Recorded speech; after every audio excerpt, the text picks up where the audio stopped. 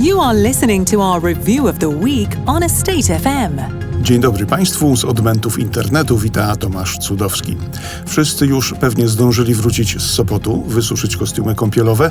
Zapraszam zatem na przegląd tygodnia, podczas którego zajrzymy m.in. do wnętrza dwóch spektakularnych i jednocześnie unikalnych transakcji, którymi obecnie żyje rynek. A flagowy program podcastu Estate FM wspierają mecenasi, firmy JLL i Pinsent Masons. Thank you for listening. You can also listen to the Estate FM podcast on Spotify. Zaczynamy jak zwykle od skrótu ostatnich dni. Patron Capital oraz Trey Real Estate sprzedały portfel 6 parków handlowych działających pod marką Vendopark. Wartość transakcji wyniosła około 110 milionów euro, a nabywcą było joint venture stworzone przez Star Capital Finance oraz Generali. Doradcą sprzedających podczas całego procesu była kancelaria Greenberg Traurig. CTP zainaugurowało działalność parku magazynowo-produkcyjnego w Nowym Koniku pod Warszawą.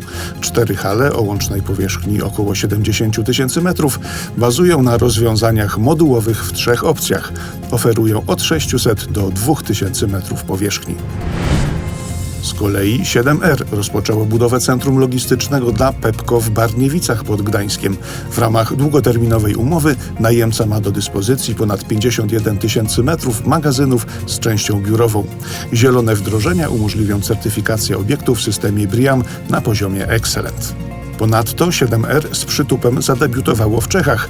Logistyczny gigant GXO wynajął całą halę o powierzchni około 26 tysięcy metrów w 7R Park Laviczki, kompleksie realizowanym w joint venture z czeskim funduszem inwestycyjnym Wood & Company.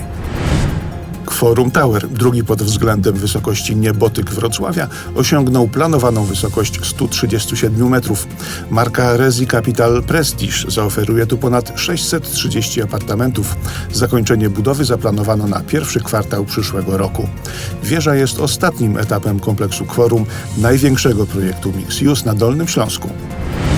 Także na budowie Skylinera 2 zawisła wiecha. Druga wieża kompleksu realizowanego przez Karimpol osiągnęła wysokość 130 metrów. Budynek przy rondzie Daszyńskiego w Warszawie zaoferuje około 24 tysięcy metrów do wynajęcia, w tym blisko 1000 dla handlu i usług. Pierwsi najemcy wprowadzą się już w pierwszym kwartale przyszłego roku. Student Space, platforma prywatnych akademików stworzona przez Signal, Griffin Capital Partners i Echo Investment, rozpoczyna budowę kolejnego projektu w Warszawie. 6-piętrowy budynek w południowej części Mokotowa dostarczy niemal 600 łóżek na warszawski rynek PBSA. Inwestycja ma być gotowa w trzecim kwartale przyszłego roku. Follow Estate FM on Spotify and you won't miss an episode.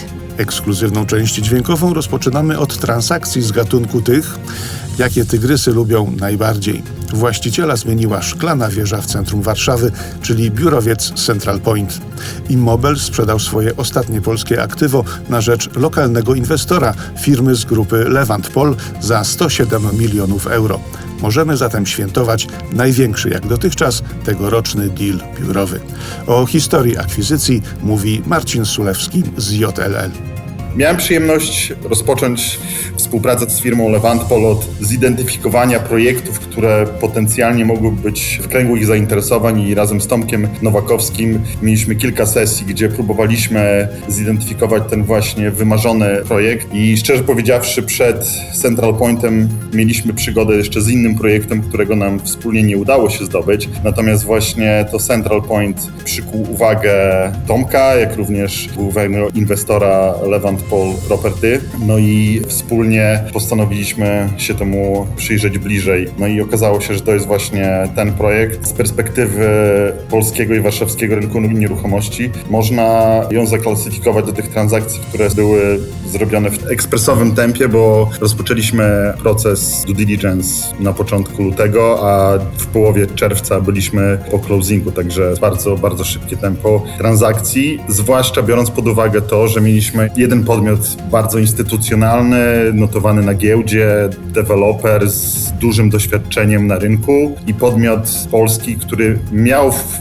przeszłości do czynienia z nieruchomościami komercyjnymi, natomiast jakby wchodził na nowo w ten rynek, więc był, nazwijmy to, świeżakiem, a jednak przy pomocy doradców i motywacji obu stron, żeby tą transakcję dowieść jak najszybciej do końca, udało się to zrobić w miarę ekspresowym tempie. O polskim kapitale na rynku transakcyjnym mówi się ostatnio sporo, także o tym, że zaczyna już on nieco wypierać ten zagraniczny. Ale to nie jest powodem zmartwienia dla nikogo. Dla samego rynku to też jest bardzo dobry sygnał i prognostyk, ponieważ przez ostatnie kilka lat duzi instytucjonalni gracze wskazywali jako jedną z bolączek polskiego rynku fakt, że nie mieliśmy rodzimego kapitału, czyli przy potencjalnych zawirowaniach na rynku exit z inwestycji był ograniczony do graczy spoza Polski. Natomiast teraz, mogę przytoczyć tutaj kilka statystyk, polski kapitał jest tym kapitałem, który jest najbardziej aktywny, jeżeli chodzi o sektor biurowy. W tym roku razem z transakcją Central Point to jest ponad 40% udział. W zeszłym roku to był 30% udział. W 2024 to było prawie 14%. I teraz taka ciekawostka, jeżeli cofniemy się 5 lat do ten udział skumulowany od 2019 do 2023 to było tylko 3%. Także widzimy, jaka jest ewolucja tego rodzimego kapitału i z tych transakcji, które teraz mają miejsce na rynku, też widzimy, że ten kapitał polski jest nadal aktywny, nadal poszukuje projektów do zakupu. Deal ma jeszcze inne smaczki, o których bardzo oględnie wspomina Karol Brzoskowski z kancelarii Greenberg Traurig. Takim największym wyzwaniem było pogodzenie dwóch tak naprawdę różnych optyk. Optyka podmiotu, który sprzedaje jedno ze swoich ostatnich aktyw w Polsce, a z drugiej strony jest Levantpol, który tak naprawdę rozpoczyna swoją przygodę z nieruchomościami komercyjnymi. Z tego co wiem, to jest pierwszy taki duży zakup w sektorze biurowym Levantpol, więc co też wychodziło nam w trakcie negocjacji i rozmów, które jak wiemy zakończyły się bardzo owocnie i z sukcesem, ale na początku rzeczywiście te różnice w tej optyce były widoczne.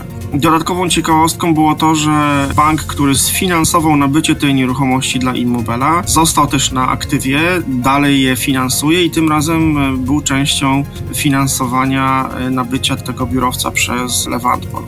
Czy ta transakcja zwiastuje ożywienie na rynku i przy okazji, które banki są na nim najbardziej aktywne? Ponownie Karol Brzoskowski.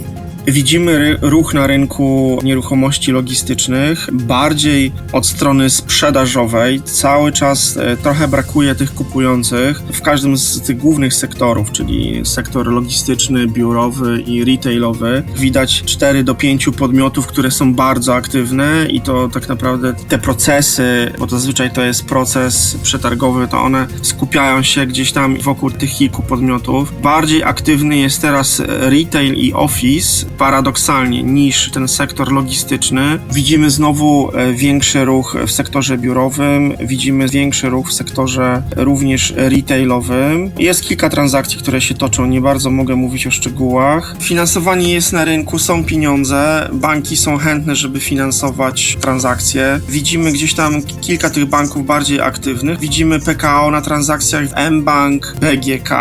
Polskie banki są dosyć aktywne, bo oba PKO i to BGK składa dużo ofert. Jest dosyć duże zainteresowanie finansowaniem transakcji, natomiast banki miałyby takie oczekiwanie i życzenie, żeby tych transakcji było trochę więcej na rynku jednak, żeby było większe nasycenie i tego, co można sfinansować. Widzimy oferty i widzimy też chęć finansowania transakcji przez Velobank. On wtedy też oferuje trochę inne warunki, powiedzmy mniej standardowe od tych tradycyjnych banków, jest bardziej elastyczny, także Velobank jawi nam się jako nowy gracz, który chce chyba troszkę dołączyć do pozostałych banków mainstreamowych. You are listening to our review of the week on Estate FM. Czas na drugi deal, równie nietypowy, co rekordowy. Właściciela zmieniła znaczna część udziałów w Poznani, centrum handlowego w stolicy Wielkopolski, zintegrowanego z dworcem głównym. I choć transakcja nie objęła całego asetu, była to również największa w tym roku akwizycja na rynku retailowym. Z Absysa część udziałów powędrowała do czeskiego funduszu Trigea Nevomitnostny Fond. Kwoty transakcji nie podano, ale nieoficjalnie mówi się o bardzo dużych sumach. O specyfice projektu i transakcji oraz intencjach sprzedającego mówi Małgorzata Dankowska z firmy doradczej Koda, która pełniła rolę doradcy finansowego i podatkowego po stronie nabywcy. Jest to aktywo o bardzo dużej skali, ponad 100 tysięcy metrów kwadratowych, które od kilku lat jest jednym z liderów rynku retail w Polsce. Z perspektywy dotychczasowego właściciela, czyli grupy Apsys, jest to przykład strategicznego podejścia do zarządzania portfelem, które polega na tym, że dojrzałe aktywo, które osiągnęło pewną wysoką stabilność operacyjną, częściowo się monetyzuje poprzez dopuszczenie partnera kapitałowego, czyli Trigei. Jednocześnie Apsys cały czas pozostaje współwłaścicielem i nadal zarządza tym projektem, co pokazuje, że nie jest to typowe wyjście z inwestycji, ale raczej optymalizacja dotychczasowej struktury. Z drugiej strony natomiast mamy inwestora, który jasno komunikuje swoje zamiary, wchodząc na nowy rynek, dodaje Michał Zalewski z firmy Koda. Trigea koncentruje się obecnie głównie na prime assetach, czyli nieruchomościach dobrej jakości, w ugruntowanych lokalizacjach, o najwyższym poziomie wynajęcia oraz przede wszystkim przewidywalnych przyszłych przepływach pieniężnych. Poznania bardzo dobrze wpisuje się w ten profil, bo jest projektem dojrzałym, rozpoznawalnym na rynku nie tylko lokalnym, ale również krajowym i dalej widzimy potencjał rozwoju na tym aktywie. To, że taka transakcja doszła do skutku, jest pewnym sygnałem dla całego rynku, nie tylko w Polsce, ale również w CEE i pokazuje to coraz bardziej wymagające otoczenie makroekonomiczne, gdzie kapitał szuka tych jakościowych projektów i, co widzimy tutaj na tym przykładzie, dalej potrafi je znaleźć. Zapytajmy na koniec, jakie kompetencje doradcze są niezbędne, by taką transakcję obsłużyć i co ona nam mówi o rynku. Nasza praca obejmowała przede wszystkim analizę struktury transakcji, wszelkie kwestie podatkowe, wsparcie w podejmowaniu decyzji inwestycyjnych. W tym projekcie było bardzo ważne połączenie kilku kluczowych kompetencji. Przede wszystkim zrozumienie samego asetu, zrozumienie modelu biznesowego, ale też zrozumienie całego otoczenia regulacyjnego i podatkowego. Są to też transakcje, które wymagają bardzo ścisłej współpracy wielu doradców prawnych, finansowych, komercyjnych, podatkowych, często w międzynarodowym składzie, więc dużą wartością przy tego typu projektach jest umiejętność skoordynowania całego procesu i przełożenia złożonych zagadnień na realne decyzje biznesowe, optymalnie, jeszcze mówiąc prostym językiem. Podsumowując tą transakcję, bardzo dobrze ona oddaje kierunek rynku, czyli partnerstwa kapitałowe, koncentracja na jakościowych aktywach i dalsze zainteresowanie Polską jako rynkiem inwestycyjnym, co tylko i wyłącznie potwierdzają poprzednie lata oraz rok obecny. Wracamy na rynek biurowy, ale ten elastyczny. Orkowie uciekają w popłochu, bo nadciąga The Shire. Operator poinformował o kolejnych nowych lokalizacjach w Poznaniu i Warszawie, a część gości forum w Sopocie urwała się na pre-opening biura w Gdyni. Naprawdę imponujące tempo. O szczegółach Rafał Pisklewicz z The Shire. Odnosząc się do Twojego pytania, czy bardziej na hypie jest Poznań, czy Gdynia, czy za chwilę pewnie kolejna Warszawa, którą otworzymy. Każda z tych lokalizacji jest inna. Poznań już jest bardziej dojrzałym rynkiem, tam nie będziemy pierwsi, wchodzimy już jakoś w któreś biuro serwisowane. Gdynia natomiast jest całkowicie carte blanche. Bardzo jesteśmy ciekawi, jak ten projekt pójdzie, ale patrząc się po tym, jakie mamy zainteresowanie w tym momencie na Gdynię, to jestem dobrej myśli.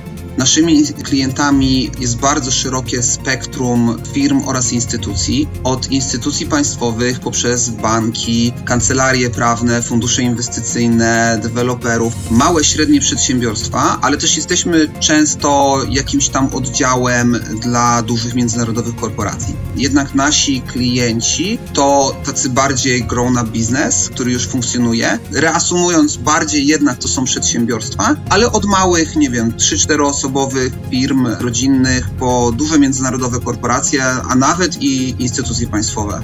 A już podczas tych wakacji zadebiutuje nowy format The Shire. Mówiąc w skrócie, jeśli pracujesz w coworku i wyjedziesz na wakacje, to ten cowork pojedzie za tobą. Nasza grupa kapitałowa, która nas wspiera i która jest udziałowcem w The Shire, ma kilka różnych swoich biznesów i jednym z tych biznesów jest grupa Umili, którzy mają swoje ośrodki wypoczynkowe. No i wpadliśmy w pewnym momencie na pomysł, patrząc się po swoich doświadczeniach też i będąc gdzieś na wakacjach z dziećmi, że super by było mieć gdzieś miejsce przynajmniej na godzinę, zrobić kola albo odciąć się i porozmawiać. Wymyśliliśmy, że czemu nie zrobić Shire'a w tych ośrodkach wypoczynkowych. Chyba otwarcie będziemy mieli właśnie na lipiec. Są przygotowane te przestrzenie, wyposażamy je teraz. To nie będą duże duże miejsca to są jakieś tam kilka kontenerów połączonych ze sobą, a oczywiście z klimatyzacją, z ergonomicznymi biurkami, krzesłami i tak dalej, więc będzie można sobie popracować. Każdy pracownik The Shire może z nich skorzystać, każdy gość u Mili również będzie mógł z tego skorzystać. Dłuższa rozmowa z Rafałem Pisklewiczem i więcej szczegółów już po weekendzie na Estate FM. Thank you for listening. You can also listen to the Estate FM podcast on Spotify. A skoro jesteśmy przy rynkach regionalnych, to zajrzyjmy do tamtejszych biur, w których pożycie najemców i wynajmujących układa się różnie. Na przykład otwieram sobie dziś raport firmy BNP Paribas Real Estate i myślę, oho, jest różnie. O szczegółach Wiktoria Wejland z BNP Paribas Real Estate. Co napawa optymizmem, to początek roku pokazał, że nowe umowy są istotnym udziałem, jeśli chodzi o popyt. Udział tych renegocjacji nam spadł, co z perspektywy szczególnie agenta zajmującego się powierzchniami biurowymi bardzo cieszy. Największą aktywność odnotowaliśmy w Trójmieście, Wrocławiu i Krakowie i na te 3 lokalizacje przypadło ponad 75% zawartych umów w pierwszym kwartale. Mówiąc o wszystkich miastach regionalnych i dotykając tematu pustostanów, myślę, że warto podkreślić, że średnio mamy około 17% powierzchni wolnych, z największymi wakatami w Katowicach i Wrocławiu. Niemniej jednak najemcy, którzy poszukują powierzchni większej niż 3 czy 5 tysięcy m2, spotykają trochę trudności, ponieważ takich produktów, gdzie w rozsądnym kawałku mogliby wynająć taki metraż, nie ma na rynku za wiele. Pomimo wysokiego poziomu tych pustostanów, o których mówiłam, ograniczona nowa podaż oraz utrzymujące się czynniki wzrostu rynku powierzchni biurowych powinny sprzyjać stopniowemu obniżaniu się właśnie tych wolnych zasobów w kolejnych kwartałach. Mogę też powiedzieć, że rynek regionalny znajduje się obecnie w fazie stabilizacji. Mamy tą niską podaż, selektywną aktywność deweloperów i koncentrację zainteresowania najemców właśnie w najatrakcyjniejszych projektach i lokalizacjach. Biorąc pod uwagę trochę szersze spojrzenie na całą naszą gospodarkę, przy tych właśnie utrzymujących się ograniczeniach, jeśli chodzi o podaż, rynki regionalne mogą powrócić do takiej równowagi. Myślę, że kolejne miesiące, kolejne lata mogą przywrócić rynki regionalne z powrotem do zainteresowania wielu również międzynarodowych, jak i polskich firm. Dłuższy komentarz na temat raportu również usłyszycie już po weekendzie. And now this. Jak się ostatnio dowiedziałem, bez kącika literackiego przegląd się nie liczy. No to dziś padnie kilka kwot, żeby policzyć. Zanurzmy się w atmosferę przedwojennej Warszawy, ale nie tej nostalgicznej i podkoloryzowanej, ale tej prawdziwej. Czasem atmosfera jest tak gęsta, że da się ją kroić nożem.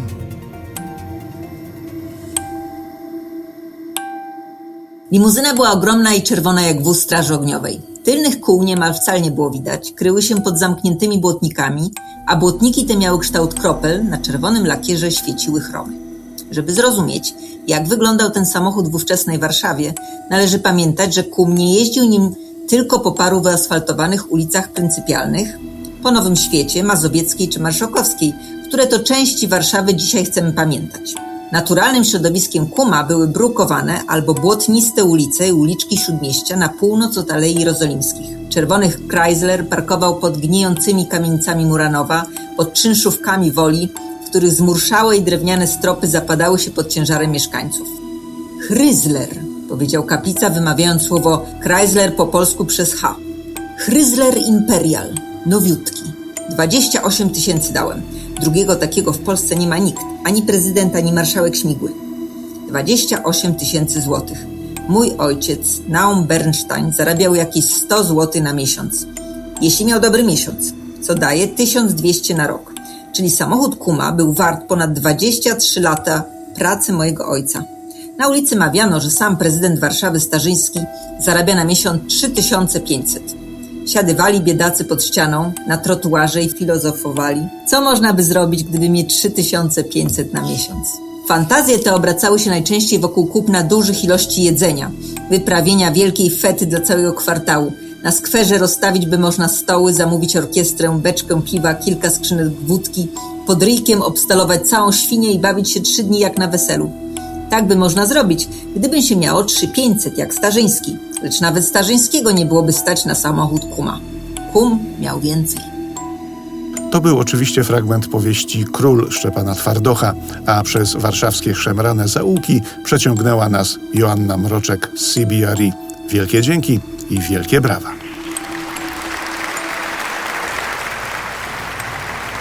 I na tym kończymy przegląd. Kolejny już za tydzień.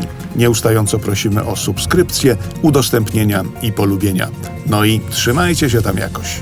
Thank you for listening. You can hear another review of the week on Estate FM next Friday.